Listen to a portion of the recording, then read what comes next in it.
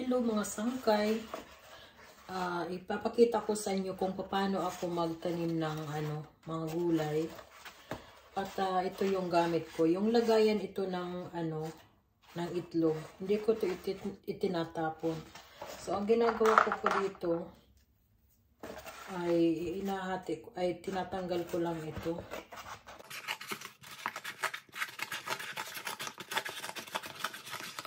Ganyan. Tapos ilagay ko ng ganito.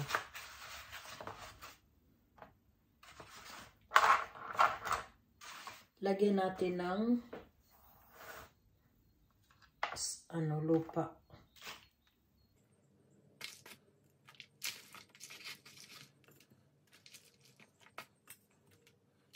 Yung gamit kong lupa, ito yung para sa talaga, para sa gulay. Mayroon yan nabibili sa sa supermarket. Yung ito, yung para sa talaga pagtanim ng mga buto. Kasi meron para sa mga buto, meron din naman para sa mga yung malalaki na.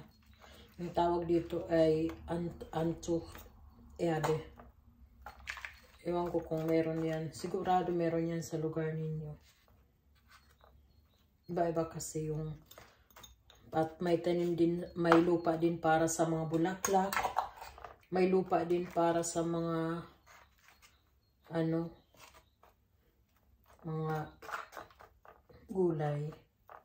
So, ganyan lang gagawin natin. Tapos, i-press natin ng ganyan.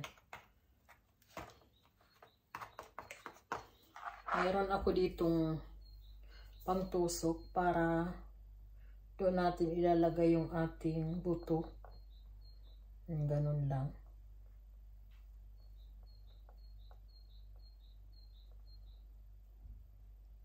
Yan.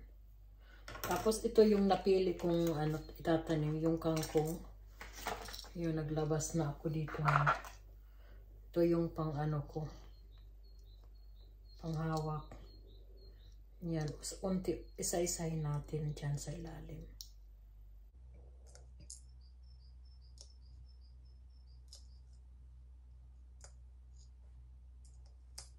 Dito ay malamig pa, kaya papalakihin ko muna ito sa sa loob ng bahay. Madali tumubo yung kangkong. So ayan, tapos isara lang natin.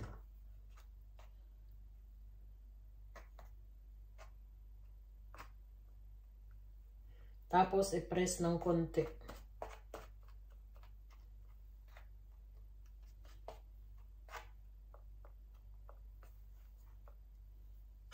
Dadagdagan ko ng konting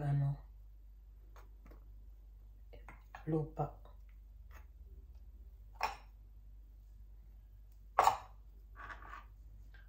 So, ayan. Pag kayong madumi yung mga gilid, ang ginagawa ko ganito lang. Para hindi naman magkalat doon sa Ayan. So, ito, kaya ko ito hindi tinanggal dahil lalagyan natin yung date ngayong araw kung kailan natin itinanim.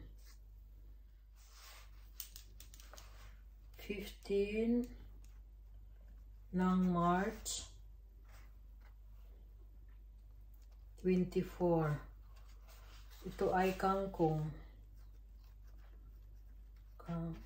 Para alam ko kung ano yung itinanim ko. Yan. So, didiligan lang natin.